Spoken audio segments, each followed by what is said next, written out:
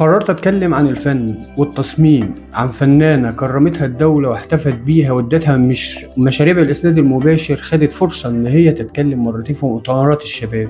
هي بس كان عندها مشكلة صغيرة قد كده. أيوة زي ما انتوا فهمتوا كده، الكلام عن غادة والي، مصممة الجرافيك والديزاينر المصرية. لها أعمال موجودة في كل حتة، المترو بتاع كلية البنات، لها أعمال مشهورة على السوشيال ميديا وعلى الإنترنت، وهي أصلا بنت درست خارج مصر. خلينا النهاردة نتكلم ونوضح ونقول حقائق لأول مرة تعرفوها. أول ظهور لغادة كان في حدث افتتاح طريق الكباش، واتقال إن هي اللي صممت لوجو الأقصر اللي اتعرض في الافتتاح. وفجأة طلع زملاتها قالوا ايه ده، اللوجو ده بتاعنا، ده مسروق، العمل ده بتاعنا وانت سرقتيه. انتوا بتقولوا ايه يا جدعان؟ معقول اللي هتصمم لوجو لحدث رسمي في الدولة هتسرقه يعني؟ ما تنسوش ان دي شخصيات كبيرة هي اللي مرشحاها ان هي تصمم اللوجو ده. لا لا لا، اكيد في سوء تفاهم. تعالوا نشوفوا سوء التفاهم. اتفاجئنا طبعا ان غادة والي، او اللي اصبحت مشهورة على السوشيال ميديا وعلى مواقع التواصل الاجتماعي بل وعلى القنوات الفضائية، هي اللي صممت اللوجو العظيم اللي اشاد بيه كل الناس، اللي موجود على الجداريه بتاعه مترو الانفاق بتاع كليه البنات. بسم الله ما شاء الله، عندنا مواهب اهوت في البلد، والدنيا جميله وزي الفل، وولاده يا مصر طول عمرك. حاصله على عدد من الجوائز العالميه في مجال تصميم الجرافيكس. انا اسمي غادة والي، مصممة جرافيك، وفخورة اني بكلم العالم كله النهارده. فجأة يطلع لنا فنان روسي، ايه يا عم مالك؟ يقول شكرا على كل الكلام الجميل. طب وانت مال اهلك يا عم؟ انت ايه طلعك في الموضوع ده؟ قال لك الله، ما الرسومات دي بتاعتي. بتاعتك ازاي؟ لا لحد هنا ونقع. ساعتها على طول ادركنا ان دي حملة ممنهجة عشان توقيع الفنانة العظيمة غادة والي. فقلنا لازم نوصل لها ونعرف منها الحكايه. لقيناها فين؟ والفنانه ما بتردش.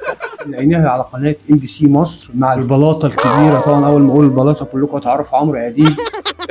تعالوا نشوف اللقاء بتاعها ونرجع مع representation of its art. ايوه هي دي الامور. ظهر الحق كده يا جماعه، هنا في عصفوره وهنا مفيش عصفوره. انت فنان يا روس، انت يا وحش انت. لو كنت حطيت عصفوره كنا قلنا دي الحمد لله الحمد لله. ظهر الحق ظهر الحق. كنا ظالمينك يا فنانه.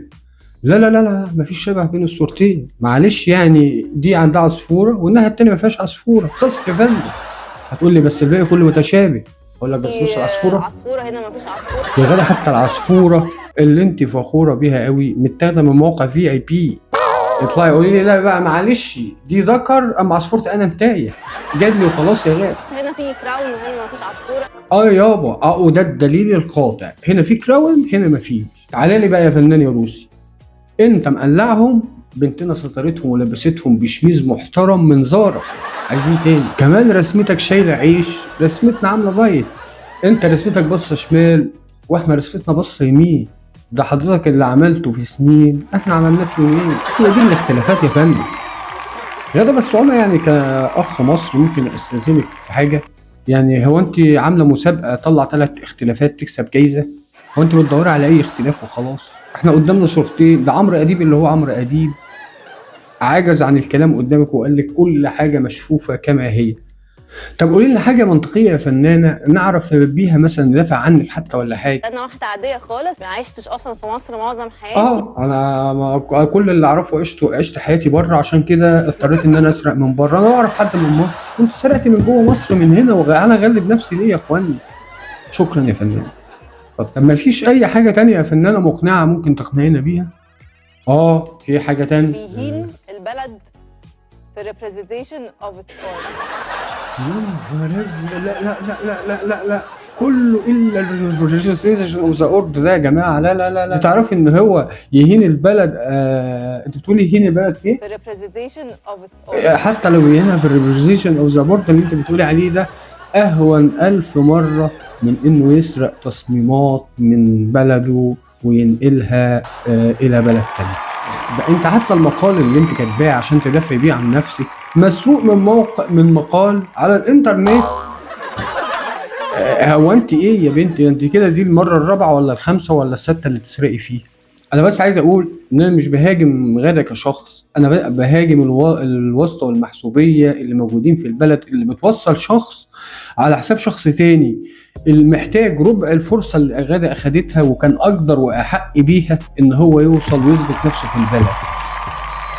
في نهاية حلقتنا حابب اقول يا ريت اولا بشكر الناس اللي دعمتنا في القناة واللي بتشترك، ويا ريت اللي مش لسه ما سجلش اشتراك ويشترك ويفعل جرس الاشعارات عشان توصلك حلقة كل يوم. سنة سعيدة عليكم وتصبحوا على خير.